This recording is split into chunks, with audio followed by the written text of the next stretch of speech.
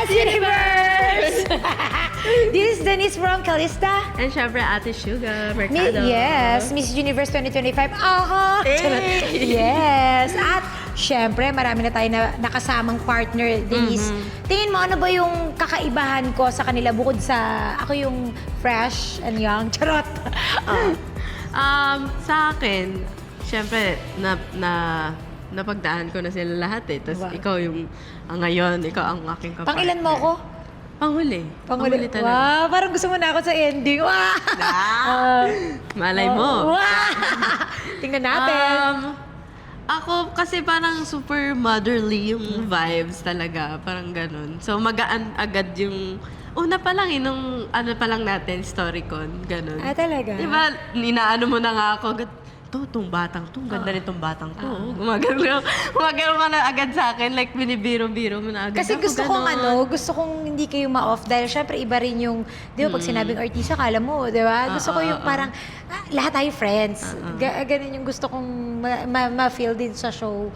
Kasi alam kong competition to, pero alam ko rin na magkakainitan. So, gusto ko lang parang friendly competition. Pag Yes. competition, after that, gusto kong magkaroon Friends tayo na. ng connection na magkakaibigan. Tsaka na-appreciate ko yung binigyan mo ako ng Bible. Binigyan pa ako ni Ate Sugar ng Bible, guys. Tas, Yeah. nagpapaturo ako kay Ate Sugar kung paano siya basahin. Kasi hindi... Nag-church ako, nakapag-devotion ako dati, pero natigil kasi siya. Yung ano ko kay... Yung faith ko ba? Yung pag-ano ko kay Lord. So, parang ngayon, sabi ko, may tao na parang, binigyan akong Bible. Parang ganyan. Oh, ayan, naiyak na ako. Hindi kasi, nafe-feel ko siya na parang may kulang. And naramdaman ko rin kasi yon dahil, di ba, sino ba naman ang gusto ng broken family? Wala. Hindi natin choice yon. Nagkataon lang mangyayari sa buhay natin yon. Pero hindi ibig sabihin nun, hindi ka buo. Si Lord yung bubuo sa atin. Yun din yung turo ko sa mga anak ko. And, ewan ko ba, parang sabi ko nga yan, dili kong ma-feel yung mga taong hindi ko alam yung istorya ng buhay, pero nararamdaman ko, hindi ko alam, baka yun yung gift ni Lord. And, ang galing mo, ang talented mo, walang kulang sa'yo. Nagkataon lang, magiging matibay tayo kung ano yung binigay sa atin. Gagamitin mo yon para lalo ka maging mabuti. Huwag mong gagamitin yon dahil may kulang or masakit. Gagawa ka ng hindi maganda sa ibang tao, hindi. Gagawin mo yan, mabubuo ka. Hindi pa.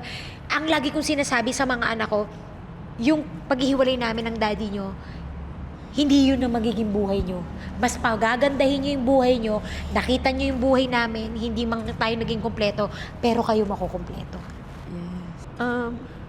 Ako naman kasi parang, hindi ko talaga siya like, na-share na hindi alam ng tao na parang mabigat yung nararamdaman ganyan. Pagdating sa family, gano'n. Kaya sobrang dalang ko lang siya i-open. Kasi nga every time na pag may interviews or basta pag nabanggit ko na yung mama ko, iiyak na talaga ako eh. Kasi alam ko yung sacrifice niya para sa amin. And hanggang ngayon, nasa malayo siya sa amin. Kaya, nung nagkaroon ng news na, yun nga, yung may mga gera, pagsabog nga doon, chat agad kami, ganyan. Lagi ako nagsasabi kung saan siya, kamusta siya, okay lang mo siya doon, gano'n. Tapos, lang ako na sinabi ni mama na, don't worry ha, ganyan. Okay si mama dito, gano'n, ganyan. Tapos, syempre, di ka rin na makakatulog. Pag gano'n yung mga naiisip mo, lalo nasa malayo sa'yo, gano'n. Di mo nakikita. Pero ayun. Dasal, di ba maraming dasal? Nung unang-una talaga sinabi sa amin ni Mama, pray agad, ganyan. Yung conversation namin ni Mama, lagi na mag-pray, pag-pray nyo, ganyan-ganyan. Tapos, ayun, parang prayers, di ba parang nung isang araw lang biglang sabi niya, grabe dito ate, ganyan. ang galing talaga dito sa Dubai kasi parang yung ano nila doon, defense talaga nila doon. Parang Okay, umokay agad. Oo. parang naging back to normal agad sila. Parang walang nangyari ganun. 6, 7, 8, and 1, 2, and 3, and 4, and 5. 6 and 7, 8, and 1, 2, and 3, and 4, and 5. 6 and 7. Sapa, timing, sugar. Timing mo. Napapagod yung kasama mo. Oh. Ready? 5, 6, 7, 8, and 1, 2, and 3, and 4, and 5. 6 and 7, 8, and 1, 2, and 3, and 4, and 5. 6 and 7, 8, and 1. 2 and 3 and 4 and 5. 6 and 7, 8 and 1. 2 and 3 and 4 and 5. 6 and 7, 8. Ano nangyari sa'yo? Tubig? Inom ka muna tubig. Go.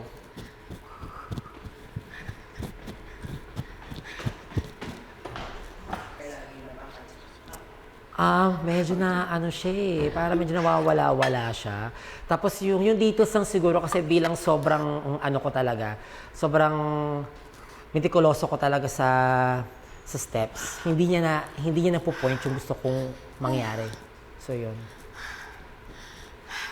Walang titigil hanggat hindi niya nakukuha yung choreo. Okay? Walang baby. Game. Ready? Dito po. Game tayo from the top. Ano nangyari? Kaya mo pa ba? Kaya mo. Okay. Kaya mo tong i-push.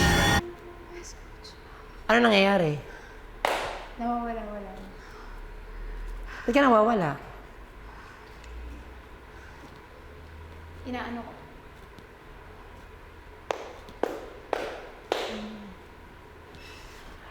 Napapagod yung ano mo, yung kasama mo. Hindi pwedeng ganyan. O, kasi iiyak ka.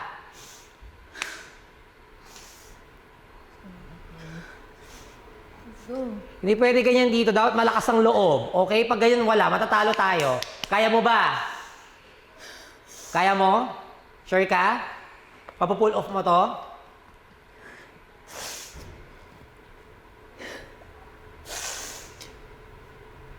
Okay, isa pa tayo. Huwag mo akong iyakan. Game ready? And 3, 2, 1. 5,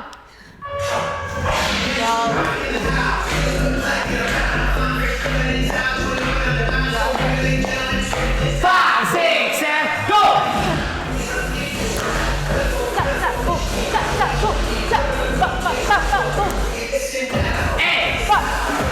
Let's go! 5, 6, 7, and 1.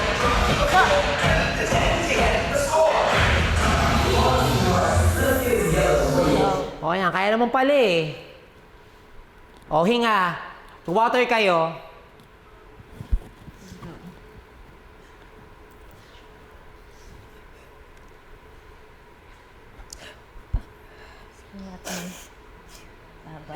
Ano nangyari sa'yo? Ha? Dapat hindi ka lagi umiiyak, ha? Dapat lagi kang matapang. Ha? Dapat lagi mong i-push yung sarili mo. Okay? Hindi pwedeng ganyan. Alright? Para tayo mananalo. Di ba? Kung iiyak ka. Di ba? Dapat ano to, kada episode, nagle-level up ka. Pinapatunayan mo sa kanilang hindi ka iyakin. Okay? Dapat hindi ka iyakin, matapang ka dito. Okay? Ano bang gusto mo dito? Umiyak or manalo? Manalo po. Oh, exactly. Yun yung point natin, okay? Kayong dalawa. Yun dapat yung goal natin dito. Manalo tayo this episode. Okay? Manalo tayo. Yes. Kaya niya yan. Huwag ka nang umiyak. Okay? Kailangan mo lang sa puso talaga yung ginagawa mo. Kasi kung hindi mo sa puso, ganyan mangyayari sa'yo. Alright? At hindi pwedeng mahina ka talaga. Alright? Lalo na sa akin ka pa napunta. Okay? So, dapat lumaban kayong dalawa, ilaban nyo to. Okay? Ikaw parang ano ka, okay ka naman? Okay. Alright? Kaya mo to. Laban? Okay. Front the top tayo. Game. Kaya mo yan.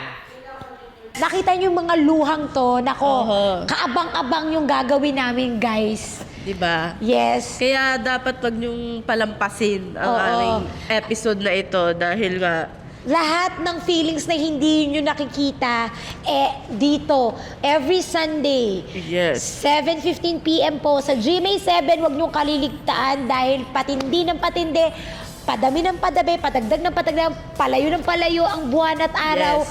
mas grabe yung aabangan nyo. Kaya, again, Manood kayo ng Stars on the Floor every Sunday, 7:15 p.m. po. Dito lang yan sa GMA7 Kapuso.